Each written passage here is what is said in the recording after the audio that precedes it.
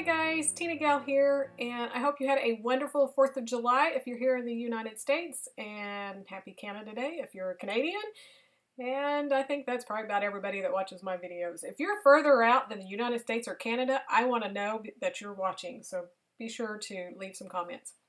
So since it was the 4th of July, I decided to pull out the Pink Paisley Sweet Freedom. This is from ScrapRoom's July's Flavor of the Month kit this month, and I love the colors in it. I don't have a lot of 4th of July photos, but I have this photo that I'm going to work with today that was taken the end of May at a family reunion, but I had on red, and so the colors in the photograph worked well for the collection here. And you can tell the papers that I chose are not specifically 4th of July, so you could use it for anything. Once I had my photo and my paper picked out, then I was trying to decide on the design. And since I'm doing videos every day this month, I'm using things that I've saved on Pinterest a lot for inspiration. So the design of this, with this large rectangular piece vertically over here, is a layout that I saved from Pinterest that I just loved the composition of it. So that's where the design started from, and then I just tweaked it a little bit to go with my photo and the product that I'm using. But I took this light blue chevron and just made a large rectangular piece, and then I matted it with the dark blue paper so that it would just kind of pop up off that white background. I just really felt like that really, I don't know, it just made the layout look so much better. Then I wanted a large border going from top to bottom, and so I chose the red that already looked like a border, and I knew when I saw these feathers on this paper that I was going to trim it down and try to make a border out of it as well. So I thought it was cute on top of the red, and then I spaced it where the triangles, that's actually a square diamond, I guess, but I adhered the feathers where it just looked like a triangle border on that side and then kind of a lacy on the other. And once I had that down and I put my photo back, I decided it really needed something else, and I loved the floral paper, and I felt like I could put a fairly large little block back there, and it just helped the design stand out and pop even more without being too overwhelming. So I just cut a little rectangle piece for that and tucked it up underneath the border strips. And then on the layout that I was kind of being inspired by, they had just a few little washi strips, just short ones over here on the left, but I really wanted to just close off that side. So I chose one of the, I believe it was the branding strip, the red one. Just put it the whole length and decided to just build up a few other ones. So since I put the really dark floral paper underneath that photo, I felt like I needed a little bit of dark over here. So I just cut some of the dark blue, just a shorter strip.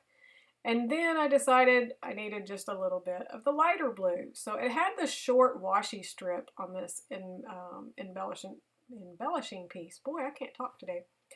So I just tucked it up underneath there, and I already knew that I was going to use that feather die cut, and it's got kind of the foil, the gold foiling over there. So I knew it was going to go over there, and so that's going to bring that pink. So now I have all the different colors on the left-hand side that I do in the rest of the design. So since my design was up there at the top left, I always look for a triangle. So I knew to the bottom of the photo was where I was planning on putting my title, and I have that little piece, that die cut that says enjoy the simple things in life.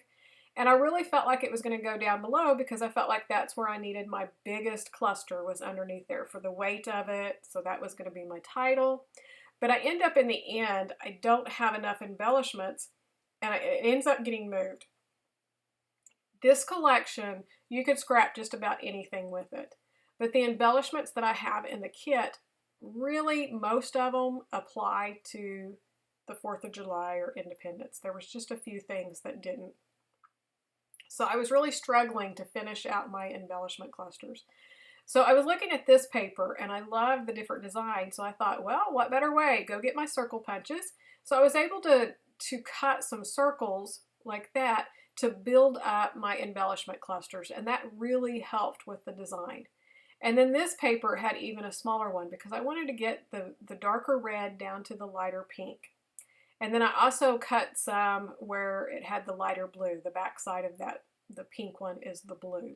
So then I could get those two colors in more places on the layout. So that really helped finish off that embellishment cluster off to the left. And I'll still add just a couple of other things. So I'm still struggling with that little bottom piece and that title, and I will work with this for a while, trying to build it up and then doing it to the right-hand side of the photo. And as far as the triangle goes, that works because it's really circling around the photo, so just drawing your eye in, but it's just not working for me. So I will keep looking for what else that I can do. So I go to my stash and I find these thicker words, and I love the word together, and it finishes out that title perfectly. So it's enjoy the simple things in life together. Because this was just a snapshot at a family reunion of my husband and I, just sitting around talking and enjoying. And this was after a very scary time. My husband had been injured and was not expected to survive, and so we definitely learned how to slow down, just enjoy the simple things. So that's all that this layout is about, is just celebrating us. So I felt like that word together was the perfect thing that I was looking for. I needed the weight, and with that being black and it's bigger, it really pulls your eye down. And so then I have that dark blue behind the photo with the flowers and the dark blue to the other side. So that really finished off that triangle and finished off that title perfectly. So then I just took another one of those washi strips that had the metallic arrows to go up underneath the embellishments. And that really just helped set it all off. So now I'm just ready to do just a few little small finishing touches. So once I glued these down, I wanted just a little bit of black since the title was so heavy in black. I thought it would look kind of cute and help kind of bring that around to the rest of the embellishment clusters to use these little foam hearts.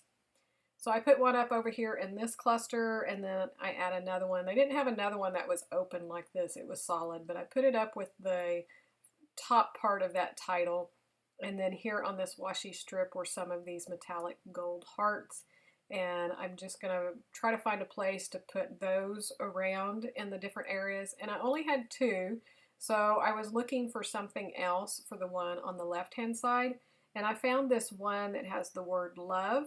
And so I'm going to put it on the circle, and that's just going to finish carrying that metallic throughout the layout in all of the different embellishment clusters.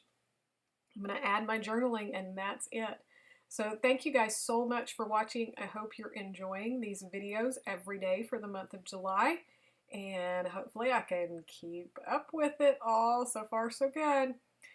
If there's anything you'd like to see, be sure to leave those in the comments. If you're interested in this kit, again, it is from the Scrap Room. It's their July flavors of the month, and you can check their YouTube channel out, and I do their kit reveals there, so you can see everything that's included in that kit, and they also have some other kits that you could check out. I have some still shots here at the end so you can see some close-ups.